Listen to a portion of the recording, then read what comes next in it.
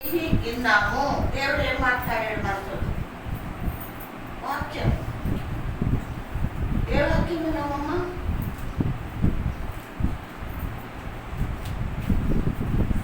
గుర్తులేదా? ఎవరికి గుర్తులేదా? ఎవరికి లేదు. ఇట్లయితే ఎట్లమ్మా? దేవుని రాజ్యం. అమ్మా, దేవుని రాజ్యం. దేవుని రాజ్యం గురించి. రాజ్యం గురించి. ఆ రాజ్యం ఎక్కడికి వస్తుంది అన్నాడు? దేవుని సన్నిధి. ఆమేన్. హల్లెలూయా. వాక్యము ప్రేమల దేవుని బిడ్డరా, పురాతన దినము మనం ఇంకా ప్రభు మనతో మాట్లాడిన జీవపు మాటలు మర్చిపోకుండా మరి నోట్స్ పెట్టుకోండి, ఇక్కడ రాసుకోండి. మీకు ఖాళీ ఉన్నప్పుడు మళ్ళీ కూడా మళ్ళీ చదువుకుంటే మీకు గుర్తుంటాయి. పెట్టి వెళ్ళి అక్కడ పెట్టేస్తే మనకి ఎవరికి గుర్తుండదు. వారమంతా బైబిల్ సెల్ఫ్లో పెట్టేస్తే దుమ్ము పడతాం తప్ప ప్రయోజనం ఏమి ఉండదు. మరి చదవటానికి, ప్రార్థించడానికి, ఆరాధించడానికి ప్రభుకి సమీపంగా ఉందాం, ప్రభుని ఆనుకుని ఉందాం, ఆయన పైన ఆధారపడుతూ ఉందాం. హల్లెలూయా, హల్లెలూయా. మంచిది ప్రియమైన దేవుని బిడ్డరా. మరి పోయిన వారం అంతా కూడా నేను చెప్పలేదు, కానీ ఇంకొక భాగం ఉంది, ఇప్పుడు మళ్ళీ చదువుకుందాం. చూడండి, నిర్గమాకాండము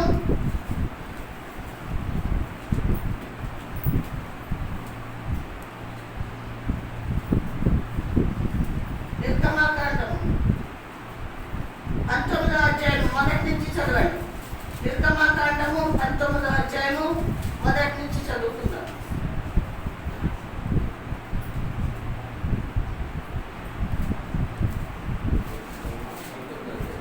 అవునండి.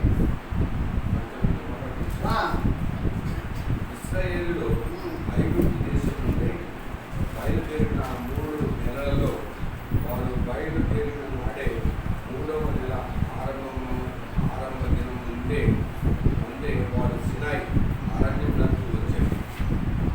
వారు రెఫ్దీము నుండి బయలుదేరి సినాయి అరణ్యమునకు వచ్చి 3 నుంచి చదవండి. మోషే దేవుని యొద్దకు ఎక్కిపోగా యెహోవా ఆ పర్వతం నుండి అతన్ని పిలిచి, నీవు యాకోబు కుటుంబములతో ముచ్చటించి. చాలండి, ప్రార్థన చేసుకుందాం. తలలు వంచండి, సిద్ధపడండి. ప్రతి ఒక్కరూ సిద్ధపడదాం బిడ్డలారా. దయగల తండ్రి, ప్రేమగల యేసయ్య, పరిశుద్ధుడా, మీ పరిశుద్ధ పాదములకైనా కోట్ల కొద్ది వందనాలు, స్తోత్రాలు చెల్లిస్తున్నాను. యేసయ్య, మమ్మల్ని కొద్ది మందిగా ఇక్కడ ప్రభా కూడుకొని మిమ్మల్ని స్తుతించి ఆరాధించుటకు కృపద చేశారు. మీ స్తోత్రం అయా. అమూల్యమైన సమయానికి వచ్చాం ప్రభా. అయా నైనా మీ స్తోత్రములు ప్రభా. అయా సంఘము నాయనా మీ స్తోత్రం నైనా. సంఘంలో మీ రాజ్యము నాయనా మీ స్తోత్రములు ప్రభా.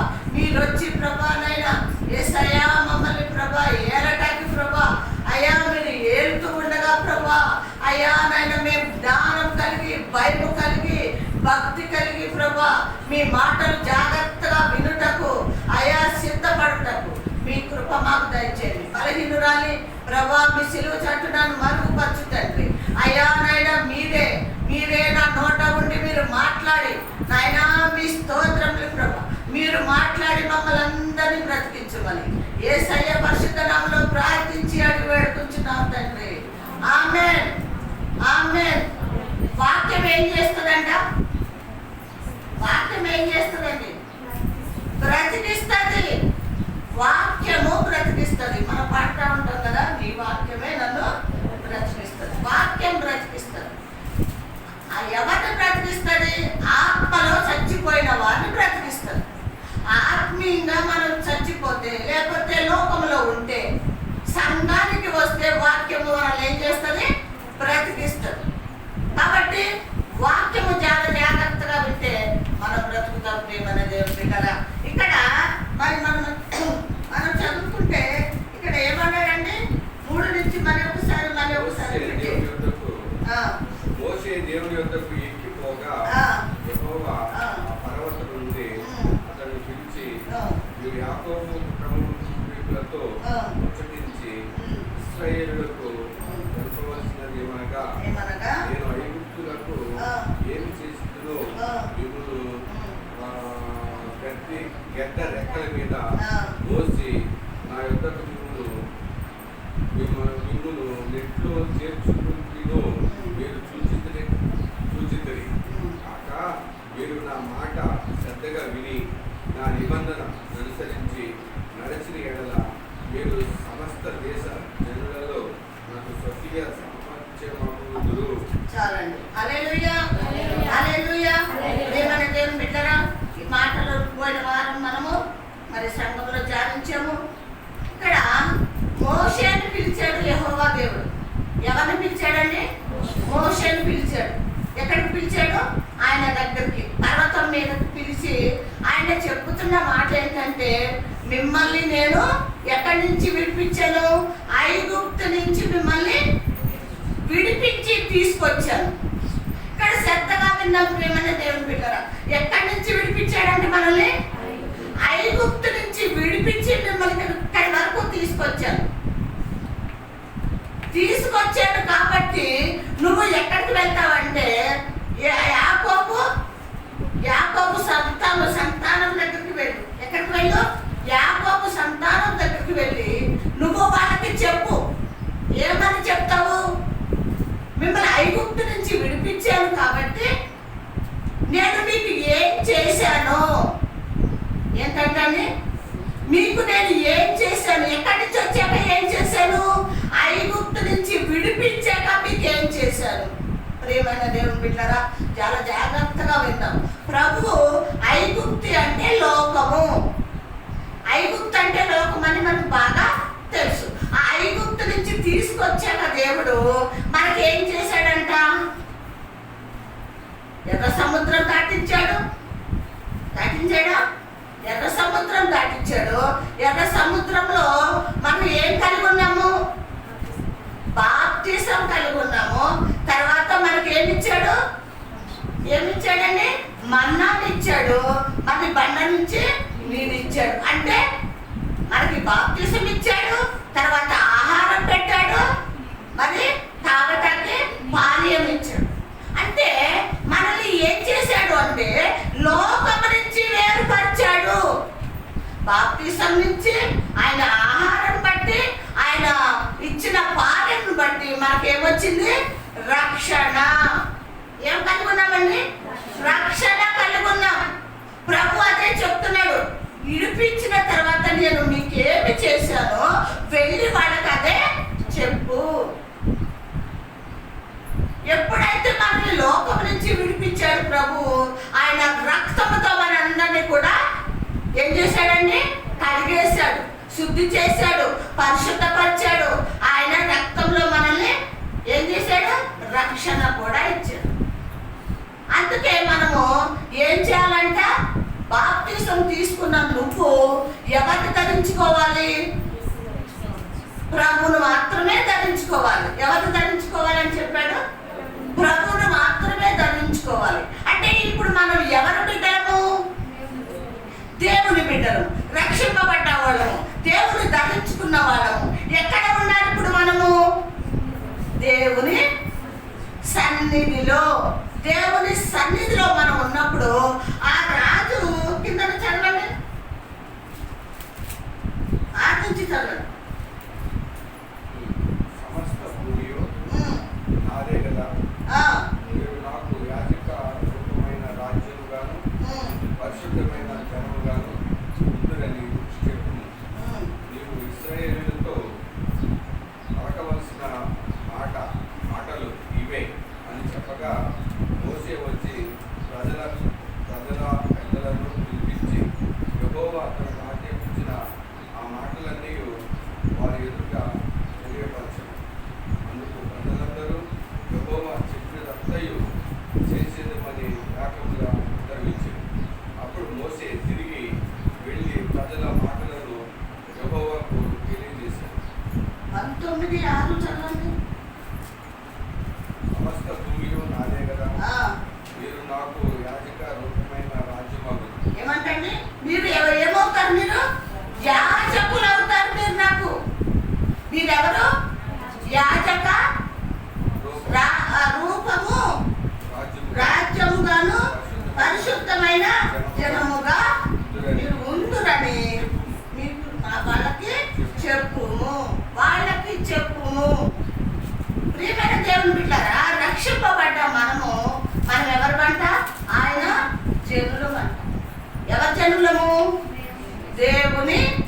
జనులమై ఉన్నాం, ఆయన సొత్తు అయి ఉన్నాం, ఆయన బిడ్డలై ఉన్నాము. కాబట్టి ఈ సంఘంలో ఏమై ఉంటానన్నాడు? రాజ్యమై ఉంటానన్నాడు. ఏమై ఉంటానన్నాడంటే రాజ్యమై ఉంటానంటున్నాడు. ఆ రాజు మన కోసం ఏం చేస్తానన్నాడు? ఇస్రాయేలు రాజుగా ఇక్కడికి దిగి వస్తున్నాడు. ఎక్కడికి వస్తున్నాడు? ఈ రాజ్యంలోకి, అంటే ఈ ఆలయంలోకి ఆయన ఇశ్రాయేలు దేవుడుగా మన మధ్యకి వస్తానంటున్నాడు. చూడండి లూకాసు వార్త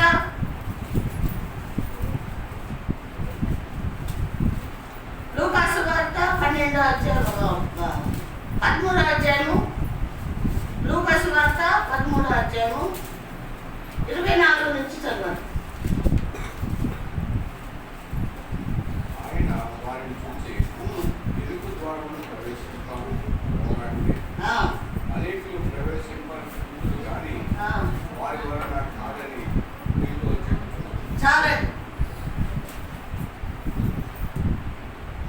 ప్రభు చెప్తున్నాడు, ప్రియమైన దేవుని బిడ్డలారా, మనము ఆయన ప్రజలమై ఉన్నాము, ఆయన జనులమై ఉన్నాము, ఆయన బిడ్డలమై ఉన్నాము. కాబట్టి ఎక్కడ ప్రవేశించమంటున్నాడు? ఎక్కడ ప్రవేశించాలమ్మా? చెప్పాలి అందరూ. ఇరుకు ద్వారం అంటే ఏంటి? ఇరుకు ద్వారం అంటే ఏంటి?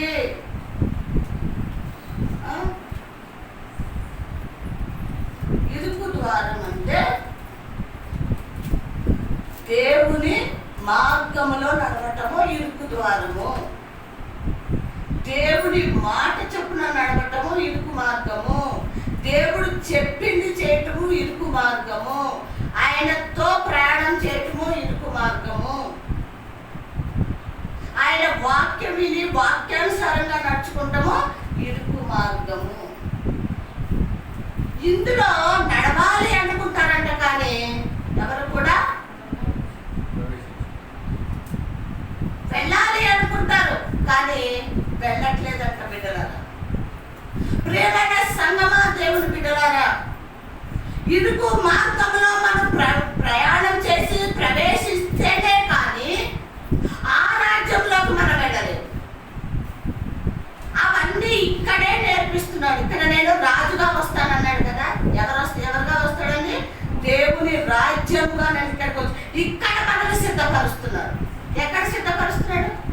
అక్కడికి ఎక్కడ సిద్ధపరుస్తాడా మనల్ని? కాదండి, ఇక్కడ సిద్ధపరుస్తాడు. ఈ సంఘములో రాజుగా వచ్చి మనల్ని సిద్ధపరుస్తానంటున్నాడు.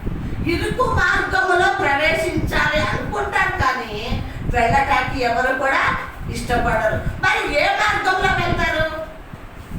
చదవండి, కింద చదవండి, ఏమంటున్నాడు?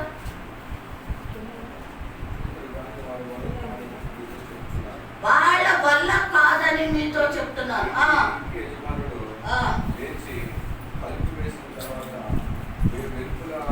మళ్ళీ చదవండి.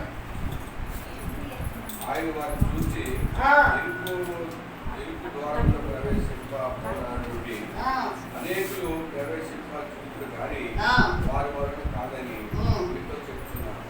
ఇంటి యజమానుడు లేచి తలుపు వేసిన తర్వాత మీరు వెలుపల నిలిచి తలుపు తట్టి, అయ్యా మాకు తలుపు తీయమని చెప్పి ఆరాధించినప్పుడు ఆయన మీ ఎక్కడ వారు మిమ్మల్ని ఎరుగునని ఉత్తరము మీతో చెప్తుంది.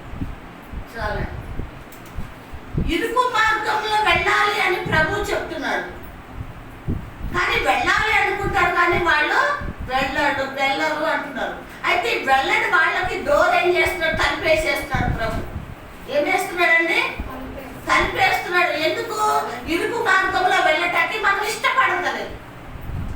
ఇరుకు మార్గంలోకి వెళ్ళటానికి మనం ఇష్టపడతలేదు. కాబట్టి ఆయన ఏం చేస్తున్నాడు?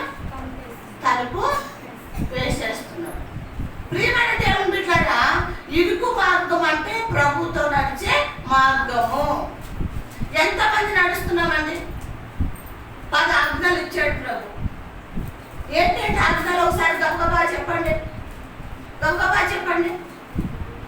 చెప్పండి, ఏం ఆజ్ఞలు ఇచ్చాడు మనం? ఏం ఆజ్ఞలు ఇచ్చాడు? ఇంకేమన్నాడు? ఇంకా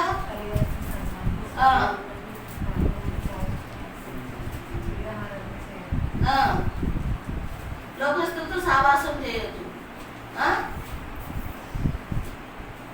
ఇవన్నీ కూడా ఆజ్ఞలు, ఆయన కట్టడలు నెరవేర్చమన్నాడు. కానీ అవి చేయటానికి ఎంతమంది ముందుకు వస్తున్నారండి? ఎంతమంది చేస్తున్నారు? నీ శత్రువును ప్రేమించమన్నాడు, నీ సహోదరుని ప్రేమించమన్నాడు, నేను ఇంకా ఏమన్నాడు? నిన్ను వాళ్ళని పొరుగు వారిని ప్రేమించమన్నాడు. ఈ ప్రేమలు ఎక్కడున్నాయి? పాపం చేయొద్దన్నాడు, వ్యభిచారం చేయొద్దన్నాడు, దూషణ మాటలు మాట్లాడొద్దన్నాడు, విగ్రహారాధన చేయొద్దన్నాడు. ఇవన్నీ చేయొద్దన్నది ఏంటి అంటే ఇరుకు మార్గము. ఏ మార్గం అండి? ఇరుకు మార్గం. అయితే ఇరుకు మార్గంలోకి వెళ్ళటానికి ఎవరూ ఇష్టపడలేదు కాబట్టి ఏం చేశాడు ప్రభు? తలుపు వేసేసాడు. పునరుద్ధాన దినం నాది ఏమన్నాడంటే? పునరుద్ధాన దినము నాది అన్నాడు. 6 రోజులు మీవి, పునరుద్ధాన దినము నాది. ఇవన్నీ కూడా దేవుడు చెప్తున్న ఆజ్ఞలు. నేను నెరవేరుస్తున్నామా? మనం నెరవేర్చట్లేదు కాబట్టి ఆయన తలుపేసేసాడు. వెళ్ళి ఏమంటున్నారంటే వీళ్ళు, అయ్యా అయ్యా తలుపు తీయండి. ఏమన్నాడు ప్రభు? మీరెవరో నాకు తెలియదు. ఎందుకు తెలియదు అన్నాడు? ఆయన ఆజ్ఞలు కొనలేదు కాబట్టి, ఆ ఇరుకు మార్గంలో ప్రయాణం చేయటానికి ఇష్టపడలేదు కాబట్టి, ఆయన చిత్తాన్ని నెరవేర్చట్లేదు కాబట్టి ఆయన ఏం చేశాడంట? తలుపు వేసేసుకున్నాడు. ప్రియమైన దేవుని బిడ్డలారా, తలుపు వేసుకుంటే పరలోక రాజ్యం వెళ్తామా? చెప్పండి, వెళ్ళాం కదా. ఇక్కడికే ప్రభు రాజుగా వచ్చి మనల్ని ఏల్తాను అని చెప్పాడు, మనల్ని సిద్ధపరుస్తాను అని చెప్పాడు కదా. యెషయా గ్రంథంలో మనతో మాట్లాడాడు. యెషయా గ్రంథం, యోహాను సువార్తలో కూడా.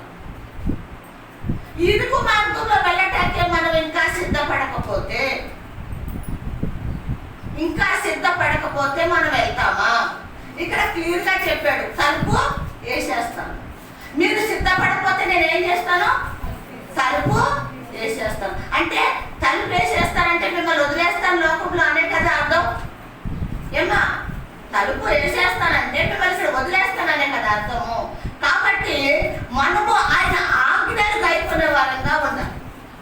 ఏం చేయాలి? ఇక్కడ యోహాను సువార్త చూడండి, మత్తయి సువార్త 13వ అధ్యాయం చదవండి. అక్కడ క్లియర్గా చెప్తున్నాడు ఏం చేయాలి. మత్తయి సువార్త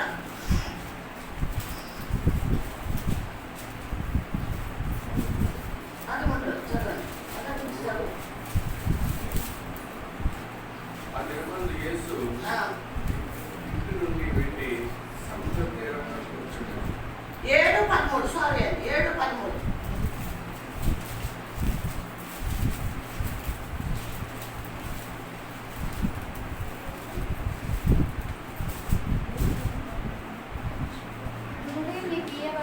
ఎరుపు ద్వారమును ప్రవేశించుడి.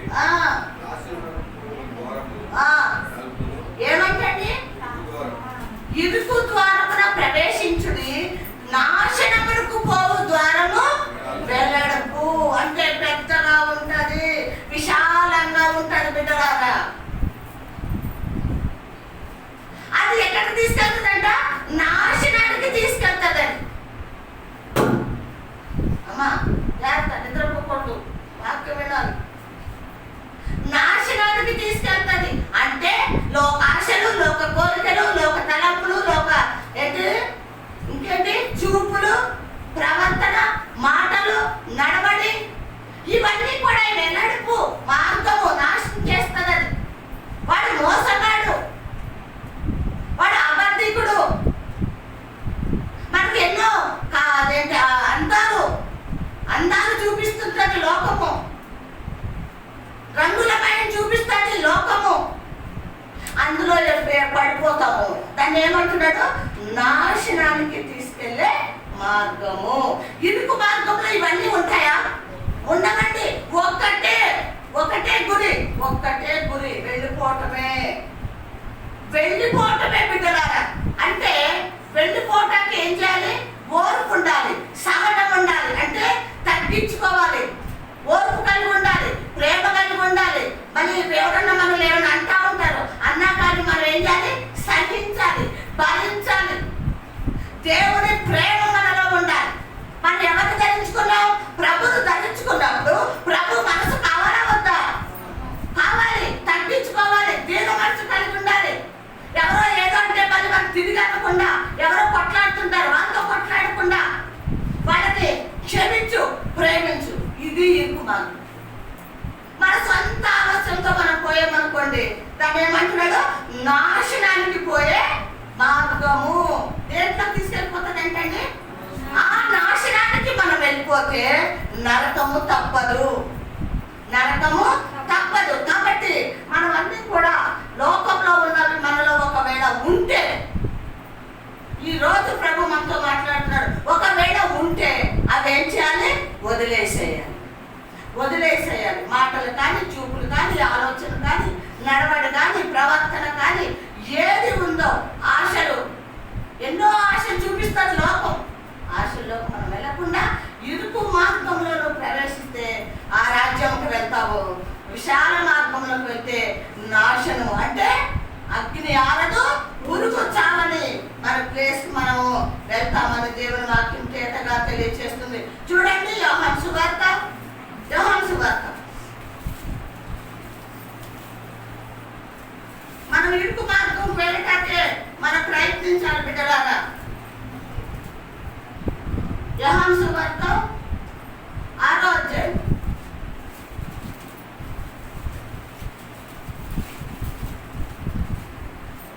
6:60 నుంచి అన్నాడు.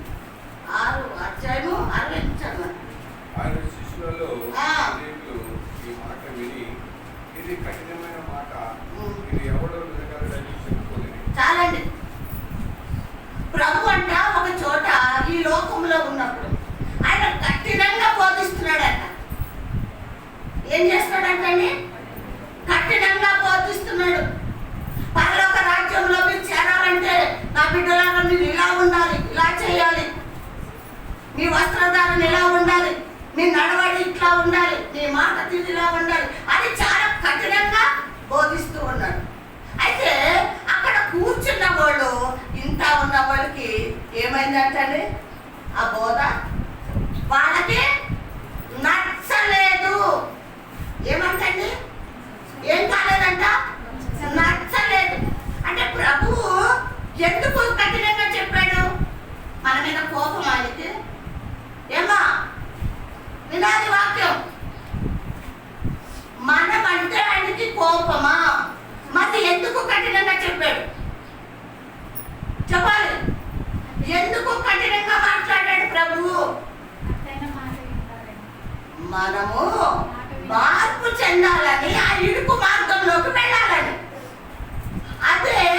అదే క్రమము సేవకులు కూడా నేర్పించాడు. వాక్యం కూడా చెప్తుంది. ఏమన్నాడు? వాళ్ళు వినకపోతే గద్దించి బుద్ధి చెప్పు, వాళ్ళని సరైన మార్గంలో నడిపించు.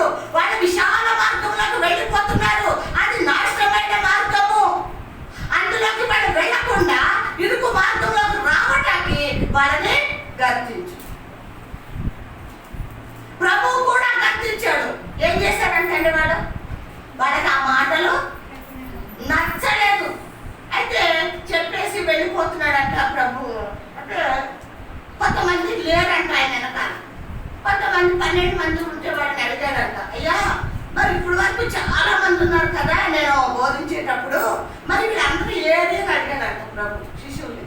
అడిగితే వాళ్ళు చెప్పారంట. ఏం చెప్పారండి? చదవండి, 66 నుంచి చదవండి.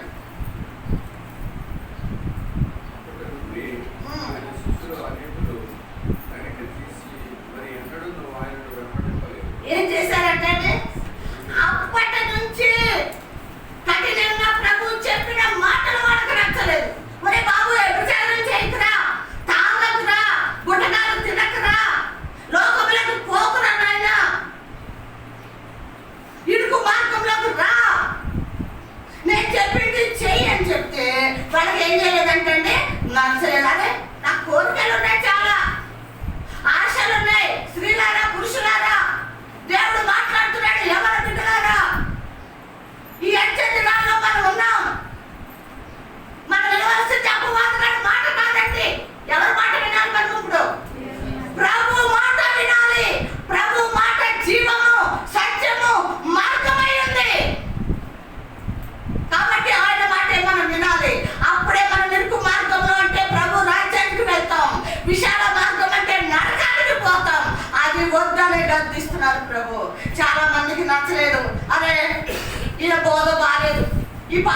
బోధ బాగాలేదు, మేము వెళ్ళిపోతాం ఇంకో చర్చికి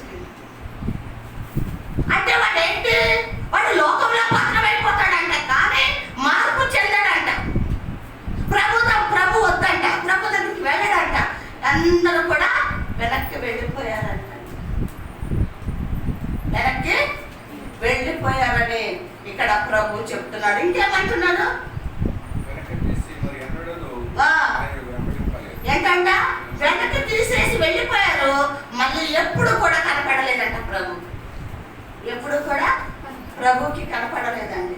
ప్రభు మళ్ళీ కూడా వెళ్ళి వాళ్ళని పిలవలేదు.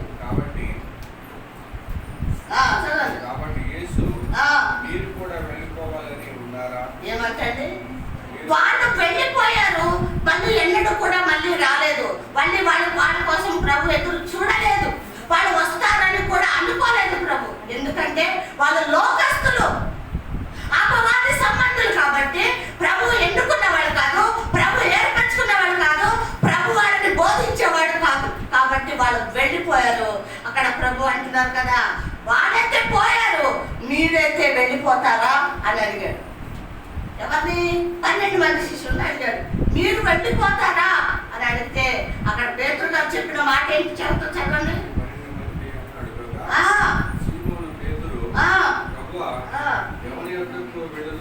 ఏమంటండి? చాలు అక్కడ ఆగండి. మన దేవుని పెట్టారా? ఈ లోకంలో మనకు అన్న, తమ్ముళ్ళు, చెల్లెళ్ళు, బంధువులు, తల్లిదండ్రులు, అత్తమామలు, భర్త, పిల్లలు అందరూ ఉన్నారు. ఉన్నారా లేదా? ఉన్నారు. పేతురు అన్నాడు, ఆయన అన్న మాట అంటే ఏంటంటే, వెళ్ళిపోతారా అంటున్నారు. ఏంటి ప్రభా? ఎక్కడికి వెళ్ళాలి? ఆ మాటలో ఎంత లోతుగా ఉందో తెలుసా ఆ మాట. మీరైతే నేనైతే ఏమంటామో తెలుసా? వెళ్ళిపోతామయ్యా, మా పుట్టింటికి వెళ్ళిపోతాం, లేకపోతే నా భర్త ఉన్నాడయ్యా, లేకపోతే నా బంధువులు ఉన్నారయ్యా, నేను వెళ్తాను అంటాను. కానీ పేతురు గారు ఏమన్నారో తెలుసా? మేము ఎక్కడికి వెళ్ళాలి. ఈ మాట మనలో ఉందా? మనం కలిగి ఉన్నామా ఈ మాట మాట్లాడటానికి? మన దేవుని బిడ్డరా, దేవుని బిడ్డలుగా మనం ఉన్నాము కాబట్టి మనం ఆ మాట మాట్లాడటానికి వీలు లేదు. ఎందుకంటే మనకు భయం వేస్తుంది. నేను దేవుని ధరించుకుని ఉన్నాను కదా, రక్షణ పొందుకుని ఉన్నాను కదా, నేను ఎక్కడికి వెళ్ళాలో ఇంకా అది విశాల మార్గము, నాశనకరమైన మార్గం అది. మరి ఎక్కడికి వెళ్ళమంటారు? నేను వెళ్ళను. నేను ఎక్కడికి వెళ్ళనయ్యా, నిన్నే వెంబడిస్తాను, నువ్వే కావాలి నాకు అని అనే ఆత్మీయతలోకి మనం రావాలి బిడ్డలారా. లోకంతో సంబంధం లేదు మనకి, లోకం మనుషులతో మనకి సంబంధం లేదు. కానీ ఎవరితో సంబంధం మనకి? ఆయనతో ఉంటే ఎక్కడికి తీసుకెళ్తాడు మనల్ని? ఆయన రాజ్యానికి తీసుకువెళ్తాడు. హల్లెలూయా. ఈ లోకంలో ఇదిగో ఈ ఆలయంలో మనల్ని ఏలతానికి ప్రభు మన మధ్యకి వచ్చాడు రాజుగా. హల్లెలూయా. రాజుగా వచ్చాడండి మన మధ్యకి. ఎవరిని ఏలతాకి వచ్చాడు? మనల్ని ఏలతాకి వచ్చాడా, లేక లోకంలో వెళ్ళిపోయిన వాళ్ళని ఏలతాకి వచ్చాడా? చెప్పండి. మనము ప్రభు బిడ్డలం కాబట్టి, ఆయన రక్తంలో కడగబడ్డాం కాబట్టి మనల్నే ఏళ్తాడు, మనల్నే సరి చేస్తాడు, మనల్నే శుద్ధి చేస్తాడు, మనల్నే పరిశుద్ధపరిచి ఆయన ఏం చేస్తాడు? ఆయన రాజ్యానికి తీసుకువెళ్తాడు. పేతురు గారు ఏమంటున్నారంట?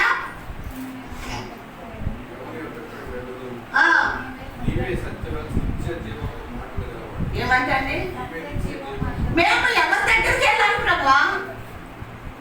నువ్వైతే జీవం గల మాటలు మాట్లాడతావు, సత్యం గల మాటలు మాట్లాడే దేవుడు అయ్యా. నేను ఎక్కడికి వెళ్ళమంటారు మీరు? లోకంలో మాకెవరు మాట్లాడేవాళ్ళు, జీవం గల మాటలు మాట్లాడేవాళ్ళు లోకంలో ఉన్నారా? సపోజ్ మనం వెళ్తామండి, అన్నులు సువార్త ప్రకటిస్తారా? మనకి యేసయ్య గురించి చెప్తారా? ఆయన సత్యము, జీవము, మార్గం అని చెప్తారా మనకి ఎవరన్నా? అమ్మ ఈ పని చేయకు, ఈ తప్పు చేయకు, అయ్యా తాగకు, తాగుబోతుతో సావాసం చేయకు, తిరగకు, చెడు తిరగొద్దని చెప్తారా మనకి? ఎవరు చెప్తారు మనకి? జీవపు మాటలు, సత్యపు మాటలు ఎవరు చెప్తారు మనకి? ఎవరు చెప్తారండి? యేసయ్య. ఎందుకు చెప్తున్నాడు అంటే మనము ఆయనకి కావాలి. హల్లెలూయా. మనము ఆయన బిడ్డలం కాబట్టి ఆయన రాజ్యంలో మనల్ని సిద్ధపరుస్తున్నాడు, ఏళ్తున్నాడు మనల్ని. కాబట్టి ఆయన రాజ్యంలోకి తీసుకువెళ్తాకు అంటున్నాడు. ఏమంటున్నాడండి పేతురు గారు? ఏమంట? నీవు నిత్య జీవముకు వెళ్ళే మాటలు మాకు చెప్తావయ్యా. హల్లెలూయా, హల్లెలూయా. ఏ మాట చెప్తాడంటే ఆయన?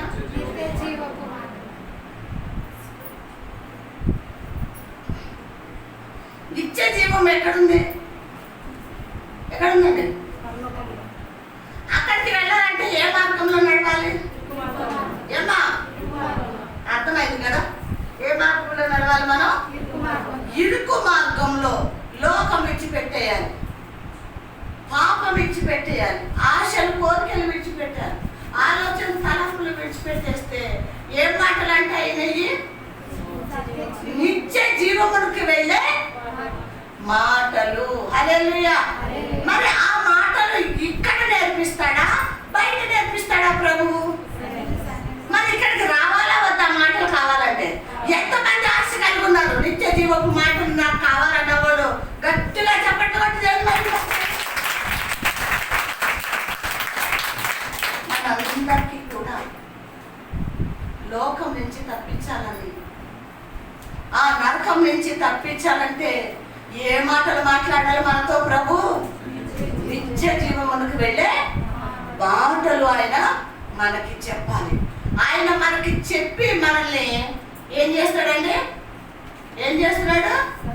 పరిశుద్ధపరుస్తున్నాడు, పవిత్రపరుస్తున్నాడు, నీతిమంతులుగా ఉంచుతున్నాడు, పరిశుద్ధులుగా నడుచుకోమని చెప్పుతూ ఉన్నాడు మనకి. కాబట్టి ఆ మాటలు చెప్పే ప్రభు దగ్గరికి మనం రావాలి. హల్లెలూయా. ఆయనగా ఏమంటున్నాడండి?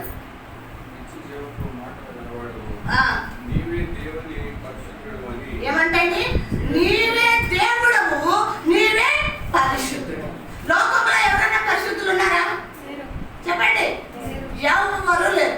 పరిశుద్ధుడు ఎవరు? ప్రభు ఒక్కడే పరిశుద్ధుడు. ప్రభు ఒక్కడే పరిశుద్ధుడు. కాబట్టి మనమందరం కూడా ఆయన దగ్గరికే రావాలి. మన గురి ఆయన ఉండాలి, మన ప్రయాణం ఆయన ఉండాలి, ఆయన మీద ఆధారపడాలి, ఆయనని ఆడుకోవాలి, ఆయనతో నడవాలి. ఎవరితో నడవాలండి? ఎవరితో నడవాలి? యేసయ్యతోటే నడవాలి. చూడండి ఇంకా మూడోది, తీమోతికి రాసిన పత్రిక 2వ తీమోతి 2వ అధ్యాయంలో 11 చదువు.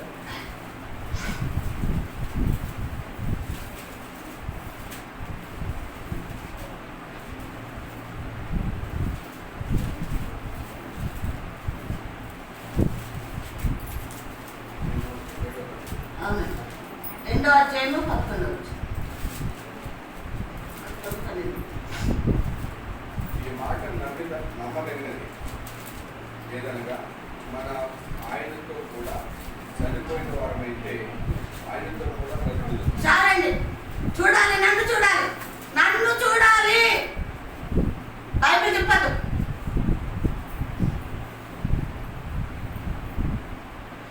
ఈ మాట నమ్మదగినది. ఏ మాట? ఏ మాట? ఏం చెప్పాడు అక్కడ? నమ్మదగినది. ఈ మాట నమ్మదగినది. ఏంటయ్యా నమ్మదగిందంటే, ఒకవేళ నువ్వు చచ్చిపోతే ఏమవుతావని? ఏమవుతావని? ఆయనతో కూడా బ్రతుకుతావని నువ్వు నమ్మాలి. దేవుడికి మహిమ కలుగును గాక. హల్లెలూయా, హల్లెలూయా. నమ్మదగిన మాట అండి. విశ్వసించాలి మనము, హృదయంలో మనము విశ్వాసంతో నమ్మాలి ప్రభు మాట. మనము చచ్చిపోయినా ఆయనతో కూడా ఏమవుతాం? బ్రతుకుతాము. మేము నేను బ్రతుకుతాను ప్రభువా, నువ్వు నన్ను బ్రతికిస్తావు ప్రభువా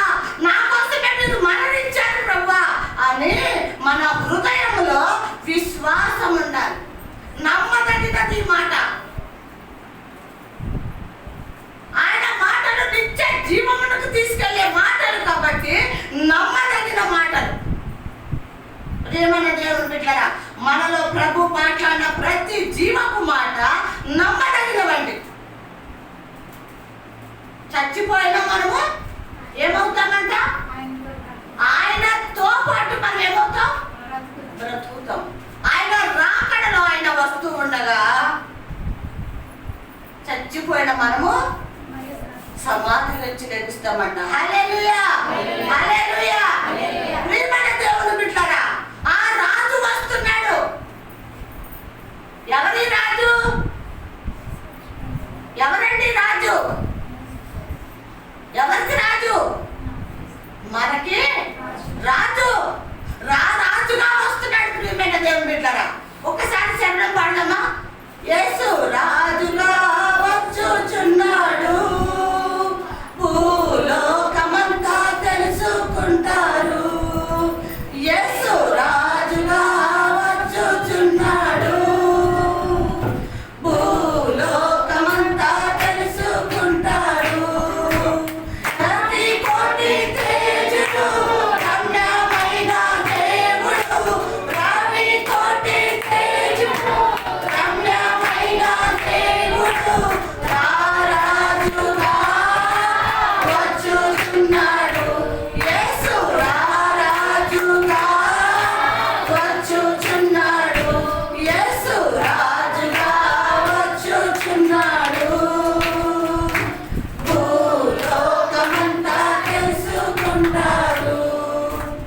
ప్రియమైన దేవుని బిడ్డలారా, ఆ రాజు మనకి చెప్తున్నాడు కదా, నేను వచ్చేటప్పుడు భూలోకంలో ఉన్న వాళ్ళందరూ కూడా నన్ను తెలుసుకుంటారు. తెలుసుకోవాలి కూడా. ప్రియమైన దేవుని బిడ్డలారా, ఒకవేళ చచ్చిపోతే నాతో పాటు లభిస్తారు అని ఇప్పుడు వాక్యం చదువుకున్నాం కదా, ఎలా చచ్చిపోతే మనం దేవునితో లభిస్తాం? ఎలా చచ్చిపోతే లభిస్తామండి? ఏమా?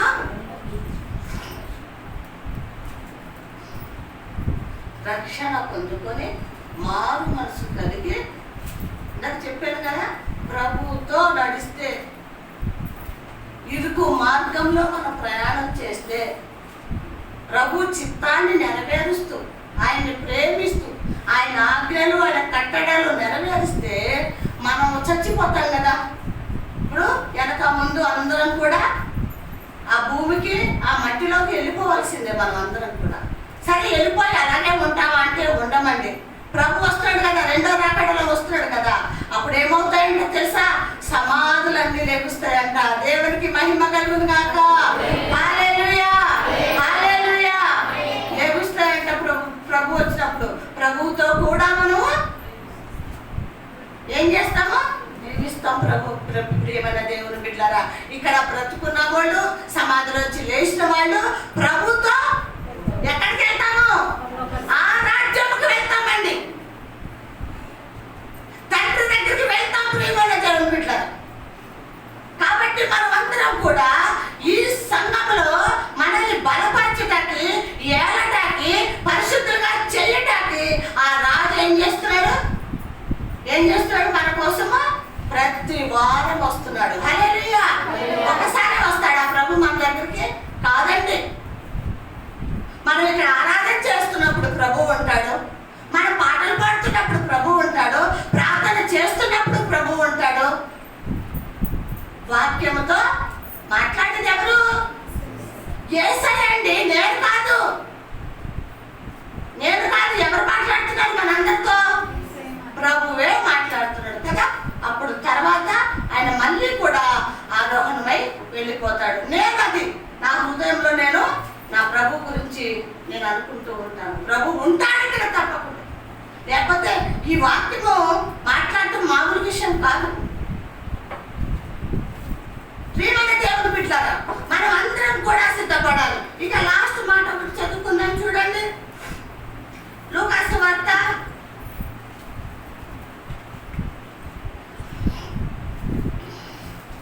22వ అధ్యాయం. లూకాసు వార్త 22వ అధ్యాయం 28 నుంచి చదవండి. 28 నుంచి. నా సోదరులలో నాతో కూడా నిలిచి ఉన్నవారు మీరే. ఏమంటండి? నా సోదరులలో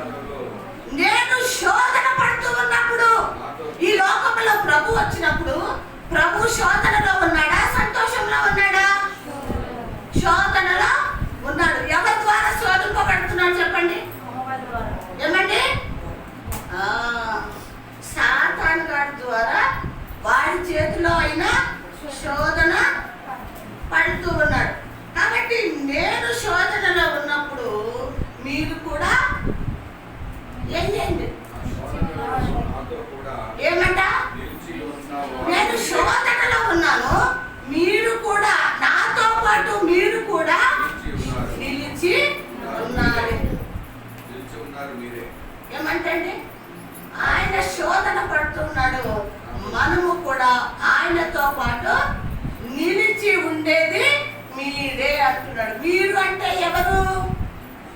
ఆయన ఏర్పరచుకున్న ఆయన బిడ్డలు, సిద్ధపరచుకున్న ఆయన బిడ్డలు, పరిశుద్ధులైన ఆయన బిడ్డలు, ఆయనతో నడిసే ఆయన బిడ్డలు, ఆయనతో కూడా శోధనలో నిలిచి ఉండాలి. ఉండాలా వద్దా? ఉండాలా వద్దా? ఉండాలండి. ఉంటేనే ఆ రాజ్యం ఉంది మనకి కదా. ప్రభు శోధన జయిస్తే పర్లోక రాజ్యం వెళ్ళాడా? శోధన బాబోయ్ నాకు వచ్చి ఇవన్నీ అయ్యా నేను వచ్చేస్తా తండ్రి అన్నాడు ఆ తండ్రితోటి. ఏమ్మా శోధన జయించి వెళ్ళిపోయాడు కదా, మరి ఆయనతో పాటు మనం జయించాలో వద్దా? ఇంకేమన్నాడు కింద చదవండి.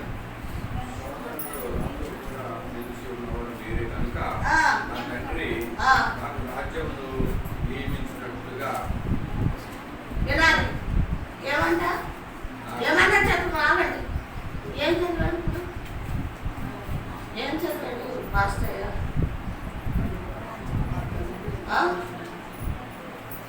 నా తండ్రి నాకు రాజ్యం నియమించినట్టుగా.